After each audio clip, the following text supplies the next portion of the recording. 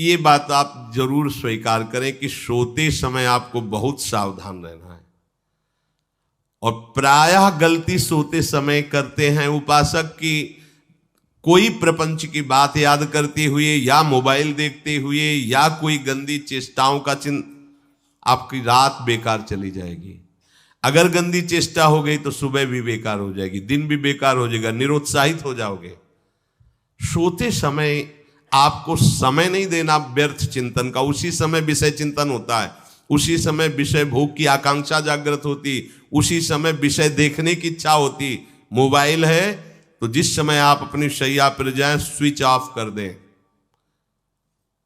उसमें मैसेज घंटी आने का कोई भी रास्ता मत रखें। मान लीजिए आप उपासक हैं भगवत प्राप्ति के, 30-35 वर्ष ये नहीं था तो सब मर नहीं गए थे।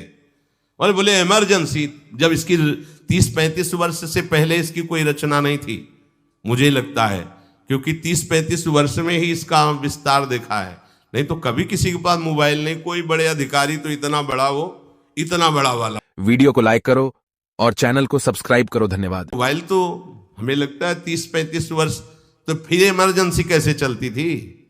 कैसे चलती थी इमरजेंसी? और आप ब्रह्मा हो क्या कि इमरजेंसी संभाल लोगे? स्विच ऑफ करो। जो सब इमरजेंसी संभालने के लिए तैयार, रात दिन न सोता है, वो हर समय जागृत रहता है, वो हमारा आराध्य देव है। स्विच ऑफ करो, चिंतन लगाओ श्री जी का। ये जो रात्रि के शयन के समय मोबाइल में इधर उधर दृश्य देखने हैं, अपने सर्वनाश का बीज बोना है। मान लो, हमारी प्रार्थना मान लो, ये उस समय मन आपको परेशान करेगा जब कमरे की सिटकिनी अंदर से बंद होगी। सबसे प्रार्थना है रात्रि के शयन के समय। तो बोले फिर ठीक है 10 बजे तक देख लेंगे मोबाइल, इसके बाद शयन के समय भजन कर लेंगे। होगा ही नहीं। क्या तुम देखना चाहते हो? प्रिया प्रीतम के सिवा और कुछ क्या देखना चाहते हो? वो तो सुभग सुंदरी सहज सिंगार, सहज शोभा सर्वांग प्रति सहज रूप वृषभानुनंदिनी। हमारी स्वामिनी जी की सुंदरता छुपाने के लिए आभूषण पहनाए जाते हैं, औरों को तो आभूषण सुंदरता बढ़ाने के लिए। यहां छवि के छिपाए बे को ऐसे के दास होके क्या देखोगे मोबाइल में? क्या देखना चाहते हो? वासना की क्रीड़ा, और तुम उस क्रीड़ा को देखना चाहते हो? परमार्थ के पथिक हो। देखना है तो प्रभु को देखने की वृत्ति रखो, अन्यथा मूंद लो आंखें। प्यारे, महान फल प्राप्त करोगे। सबसे प्रार्थना है एकांत में मोबाइल रूपी दुश्मन से बचो। क्योंकि जब आप गंदी बात कहीं देखोगे तो आपके अंदर वैसे ही चिंतन बनेगा, वो ऐसे ही लगेगा मैं भी ऐसा करूं, मैं भी ऐसा भोगूं, मैं भी ऐसा देखूं। मान लीजिए आप, जब हमारे शास्त्र कहते हैं कि पशु पक्षियों के मैथुन को भी नहीं देखना है, अगर ऐसा एक बार दृष्टि पड़े तो मानसिक प्रणाम करके दोबारा दृष्टि ना देना। और आप मोबाइल में ऐसी चेष्टाएं देखोगे, कैसे आप भगवत भजन करोगे? कैसे भगवत प्राप्ति का उद्देश्य रख पाओगे? ये कलयुग की बहुत महीन चाल है कि उसके बिना काम नहीं चलेगा और हम तुम्हें काम से युक्त कर देंगे। इसके बिना काम चलेगा नहीं, तुमको रखना पड़ेगा। और जब तुम इसे रखोगे तो हम काम अपना कर लेंगे। कलयुग ने कहा हम अपनी व्यवस्था बना लेंगे। यहां कह रहे जब आप नींद में जा रहे हैं तो बिल्कुल मानो मृत्यु शैया पे जा रहे हैं। आपको उस समय नाम जप में बहुत ध्यान देना है, कहीं मन बहक ना जाए। तो क्या होगा, 5-6 घंटे जो आप लेटोगे ना, वो भी भजन हो जाएगा। हमारा जो सततम योमाम स्मरति नित्यशा है ना, ये पूरा हो जाएगा। नहीं, उस समय हम सो जाएंगे तो हमारा 6 घंटे का वियोग हो गया, 6 घंटे भजन रुक जाएगा। और ये 100% पक्की बात अनुभव की कहते हैं, यदि सोते हुए भजन करोगे तो जगते। कई बार तो पकड़ा है कि अगर आधे पद में बेशुद्ध हो गए तो वो पद पूरा जगते ही शुरू हो गया है। मतलब बीच में स्थिति भागवती की रही। जैसे बेहोश करते समय हमने कहा था जब ऑपरेशन के हमें बता देना, तो उनका बाबा अब इंजेक्शन लगाने वाले हैं तो वो 1 मिनट हमें केवल दीजिए, अपनी चित्तवृत्ति। तो जब होश आया तो वही पहले चिंतन चल रहा था, वही चिंतन। जैसे सोने के समय बेहोश हुए तो जगने के समय वही चिंतन, ऐसे ही इंजेक्शन से जब बेहोश हुए और जब होश आया तो वही चिंतन चल। बहुत बड़ा चमत्कार अभ्यास का है। नींद खुले तब से लेकर गाढ़ नींद आने तक स्मरण में कभी रुकना नहीं। और आपको एक छूट दे रहे हैं। कभी कभी क्या होता है कि एक मंत्र में, एक नाम में जैसे बहुत देर अभ्यास करते हैं तो मन उबने लगता है। इसका स्वभाव है, ये अनुभव की बातें कहते हैं। इसका स्वभाव है नवम नवम, नहीं तो ये मतलब, तो इसको हम लोगों ने कैसे फंसाया है। जैसे गुरु मंत्र जप रहे, अब 2-3 घंटे लगातार गुरु मंत्र जप, अब इसको उबन बढ़ी, अब ये छोड़ रहा है, बीच बीच में पता चलता है छोड़ना चाहता है, छोड़ रहा है, तुरंत इसको नाम में फंसाया। अब थोड़ी देर नाम में चला, फिर उब रहा है, बहुत विचित्र है ये, अब उसको फंसा दिया। और पीछे की बात अभ्यास के समय, नमामि शमीशान निर्वाण रूपम विभुम व्यापकम ब्रह्मवेद स्वरूपम। चिंतन, पदगान कर रहे, ये भगवान शिव पदगान कर रहे हैं और उसका चिंतन, निर्वाण रूपम विभुम व्यापकम ब्रह्मवेद स्वरूपम। अब अपने यहां अवसर है, सुंदर सुंदर कोई पद गुरुमंत्र जब करते हुए मन जब उबने लगे, राधा वल्लभ श्री हरिवंश, राधा वल्लभ श्री हरिवंश, राधा वल्लभ श्री हरिवंश, इसमें भी उबने लगे, शुरू कर, जोई जोई प्यारो करे सोई मोही भावे, भावे मोही जोई, इसमें भी उबने लगे। सुधा निधि का कोई एक लाइन ले लो, ब्रह्मेश्वरादि सुदुरूह पदारविंद श्रीमत् पराग परमाद्भुत वैभव, ब्रह्मेश्वरादि सुदुरूह छोड़ना नहीं है, तू भाग में नवम नवम दे रहा हूं, नवम नवम। इसको फंसाने के लिए आपके पास अस्त्र हो, जैसे यहां चाकू, यहां पिस्तौल, तलवार, ये वो सब बिल्कुल वीर सजा रहता है, ऐसे ही अपने लोग सजे रहते। छोटा राधा, अब एकदम चिपक गया है आके, तो कैसे मारे, तो छोटी चाकू है ना वैसे, राधा राधा राधा, थोड़ा दूरी राधा वल्लभ श्री हरिवंश, थोड़ा और दूरी गुरु मंत्र, बड़े बड़े अस्त्र अपने पास रख ले, बहुत भाग रहा है तो फंसा दिया। प्रथम यथावति प्रणव श्री, अब लग पूरा पदगा, पूरा पदगा उसमें लग, प्रथम यथामति प्रणव। भोजन पाते समय ऐसा अभ्यास किया है, 1 घंटा के पहले भोजन नहीं होता, चाहे 2 रोटी पाना हो, समय लगता है भोजन, आराम, एक एक नाम, एक एक, कुछ भी हल्ला मचाओ, कोई फर्क नहीं पड़ेगा, अपना चलेगा। अभ्यास स्नान के समय, भोजन के समय, किसी क्रिया के करते समय, किसी से बात करते समय, सोते समय, ये विशेष स्थान जहां में सावधान रहना है। यहां भजन छूटता है, ध्यान देना, यही भजन छूटता है। चलते समय, क्रियावान होते समय, प्रसाद पाते समय या किसी से बतराते समय, ये सब भजन के छूटने के स्थान है और यही पकड़ना है भजन को।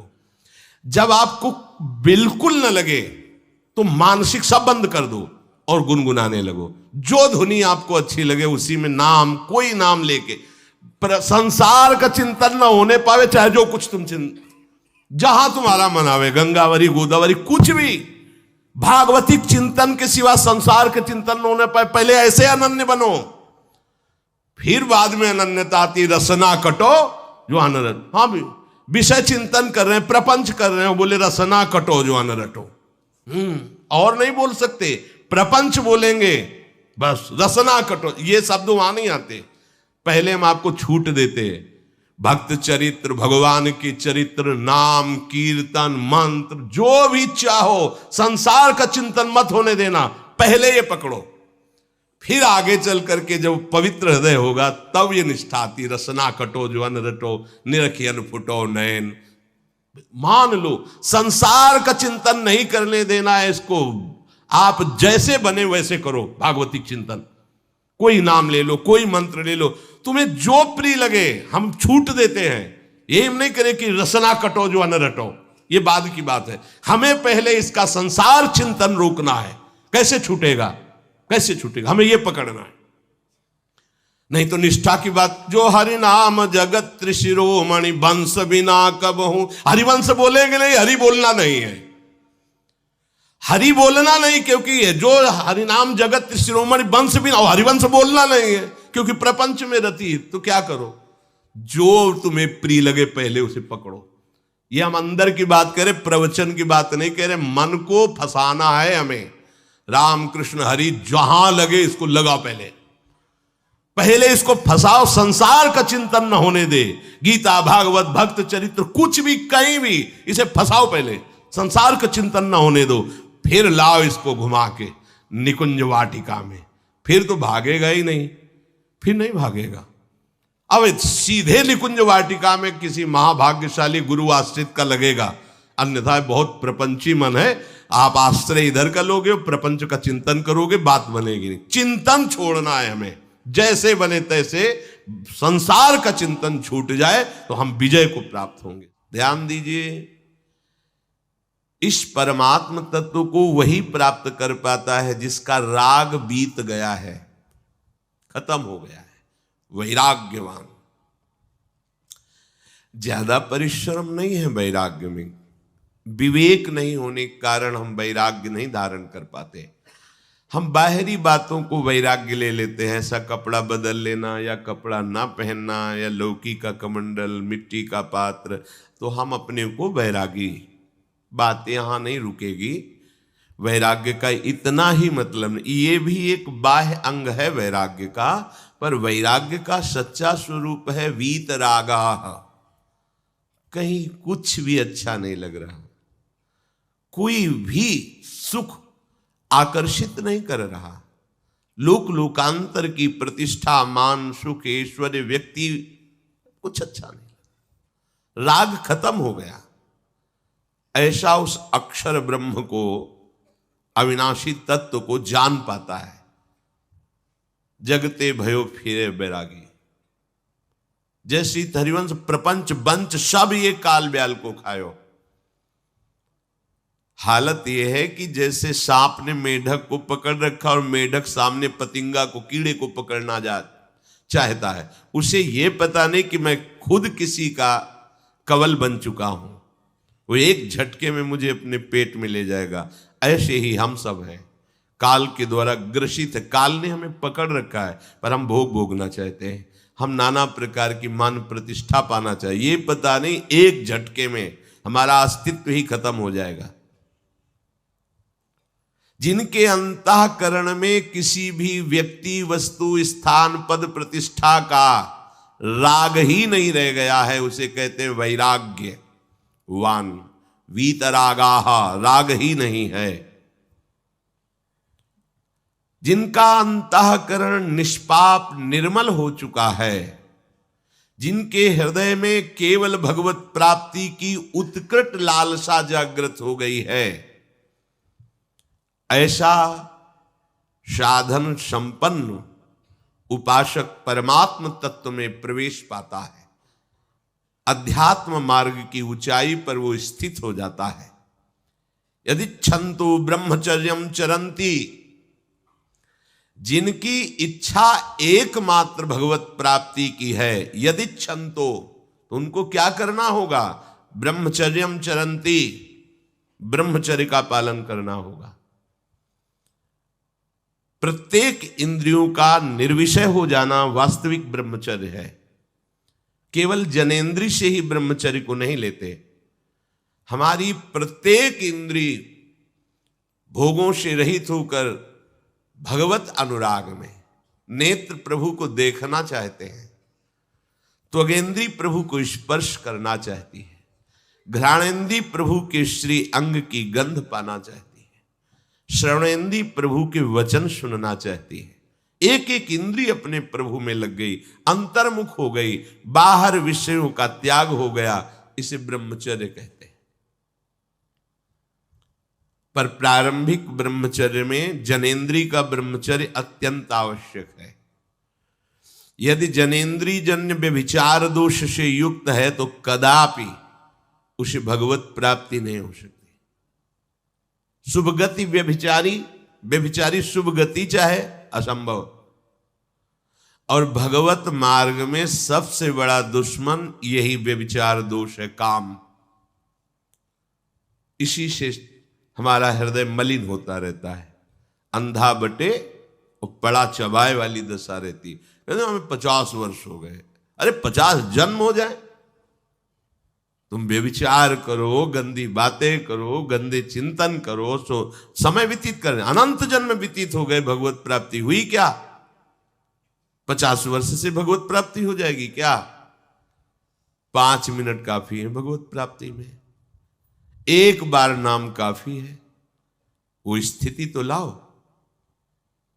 बार बार बहिर्मुख वृत्तियों के द्वारा विषयों में सुख बुद्धि कर लेने से हमारा सारा का सारा अध्यात्म चिंतन बदलता रहता है, इसलिए लाभ नहीं मिल पाता, एक रस चिंतन नहीं रह पाता।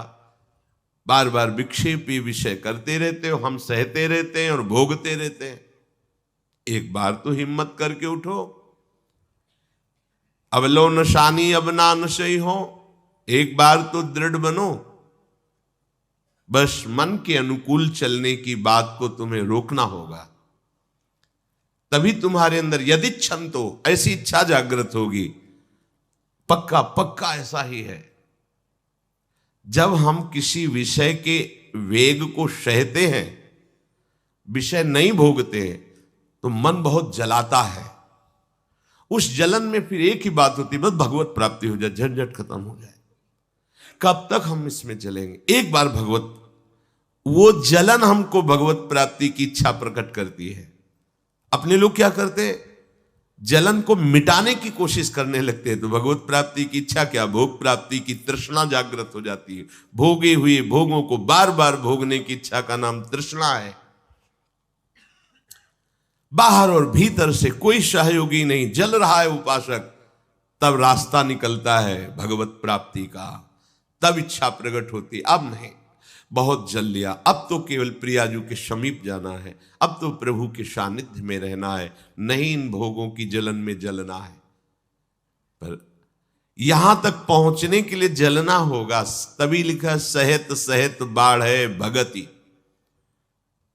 तास्तितिक्षस्व भारत, क्योंकि आगमा पाइनो अनित्यास, ये नाशवान काम क्रोधादि तुम्हें प्रेरित करेंगे, तुम इनके वेगों को सह जाओ, ये स्थायी नहीं है। आगमा पाइनो है, आने जाने वाले हैं, और ये सहन करने से नष्ट होते हैं, भोगने से बढ़ते हैं। यदि क्षंतो, अगर भगवत प्राप्ति की इच्छा है तो ब्रह्मचर्यम चरंती, ब्रह्मचर्य का पालन करना ही होगा, इसमें कोई गुंजाइश नहीं, क्योंकि आप चल ही नहीं सकते। ध्यान से सुन लो, ये मनोरंजन का मार्ग नहीं है, इसमें मन ही मार तनहारिक वृंदावन में गाज, इसमें मन मारना होगा। प्रायः ये मन को दुलार करने वाले लोग कभी भाग्य से सत्संग में भी आ जाते हैं, कभी श्री विग्रह के दर्शन करने भी मंदिर पहुंच जाते हैं, कभी तीर्थ याटन भी करते हैं, पर इनका कोई लक्ष्य नहीं होता। आज सुन लिया सत्संग, बढ़िया है, लक्ष्य नहीं होता। यहां लक्ष्य वालों की बात हो रही। यदि क्षण तो, यदि तुम्हारी ऐसी इच्छा जागृत हो रही किसी जन्म में भगवत प्राप्ति करनी, तो ब्रह्मचर्यम चरंती, आप सच्ची मानिए, जिसके निकालने में तुमको सुख की अनुभूति हो रही, उसको रोकने में कितनी सुख की अनुभूति होगी। उन्मत्त हो जाओगे, बहुत जल्दी आपके सारे के सारे करण भगवदाकार होने लगेंगे यदि आप ब्रह्मचर्य का पालन करेंगे। शरीर स्वस्थ, हल्का, मन प्रसन्न, नींद आदि पर विजय, कितने गुण ही गुण। और ब्रह्मचर्यहीन आलस्य, प्रमाद, भोगों का चिंतन, मन का डिप्रेशन में पहुंचना, कमर में दर्द, टांगों में दर्द, सर में दर्द, घबराहट होना, बिना किसी कारण के मन भयभीत हो रहा है, भोजन अपच हो रहा है, बिना किसी प्रक्रिया के वीर नाश हो रहा है, बिना किसी प्रक्रिया के। काहे को मृत्यु स्वयं स्वीकार कर रहे हो, ये मृत्यु है। चाहे भगवान दत्तात्रेय जी बोल रहे हैं या भगवान कपिल देव जी बोल रहे हो, जब उपासक को संबोधन करते हैं भगवत प्राप्ति के लिए, तो कहते हैं कि इस भोग वृत्ति को साक्षात मृत्यु रूप देखो, ये मृत्यु है तुम्हारी। जब शरीर राग त्यागना है तो तुम शरीर से भोग भोगोगे तो आसक्ति शरीर की पुष्ट होगी, आसक्ति भोग सुख की पुष्ट होगी, है नहीं। कितने दिन शरीर रहेगा, कितने दिन भोग रहेंगे। विचारवान बनो, ब्रह्मचर्यम चरंती, ब्रह्मचर्य का पालन करो।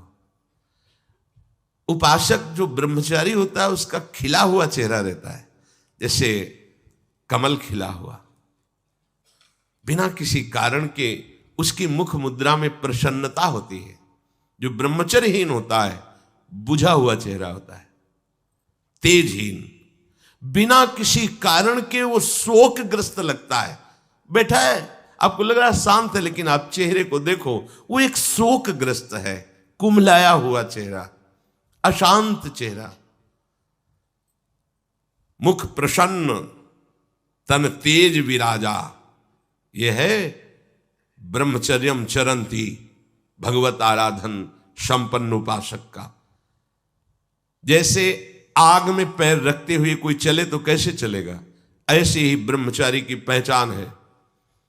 इतनी स्फूर्ति उसके अंदर होती, जैसे आग में चलने वाला पूरा पैर नहीं रख पाएगा, अगला कदम रख देगा क्योंकि ताप लग रहा है, ऐसे उसकी स्फूर्ति होती पैरों में। उसकी आंखें एकाग्र रहती है, चंचलता इधर उधर या बार बार झपकना, यह विषयी पुरुष का लक्षण है। बार बार पलक झपकना, यह विषयी पुरुष का लक्षण है। इधर उधर ताक झांक, चंचलता, ऐसा बैठे तिनका तोड़ रहा है, पैर हिला, यह सब विषयी पुरुष के लक्षण है। यह तो बिल्कुल साधारण स्पष्ट दिखाई देता है आदमी विषयी है या ब्रह्मचारी, एक सेकंड में लक्षण होते हैं। आपको जब भगवत मार्ग का अवसर मिला है तो गृहस्थ हो, संतान हो गई, ब्रह्मचर्य से रहो। नहीं चाहिए संतान तो भ्रूण हत्या, गर्भ हत्या जैसे महापाप करने की क्या जरूरत है। उसी वीर से संतान उत्पन्न होती है जिसको आप नष्ट कर रहे हो, जिसको आप ऐसे पानी में बहा रहे हो, व्यर्थ फेंक रहे हो, तो उसको भ्रूण हत्या का पाप लग रहा है, तो तुमको पुण्य लग रहा है, वीरपात कर रहे हो तुम्हें भी वही हत्या लग रही है, क्योंकि उसमें वही जीवात्मा है जो मां के गर्भ में जाके बालक रूप धारण कर लेती है, उसको तुम नष्ट कर रहे हो। और बुद्धि भ्रष्ट हो गई है, समझ में नहीं आता, व्यर्थ में वीरपात करते हो, व्यर्थ में। तुम्हारा भजन बनेगा, तुम अध्यात्म के योगी बनोगे, मजाक है अध्यात्म का मार्ग। होश में हो जाओ, ये मन के दुलार को बंद करो। जब तक इच्छा ही नहीं भगवत प्राप्ति की, तो फिर तुम कैसे भगवत प्राप्ति कर पाओगे।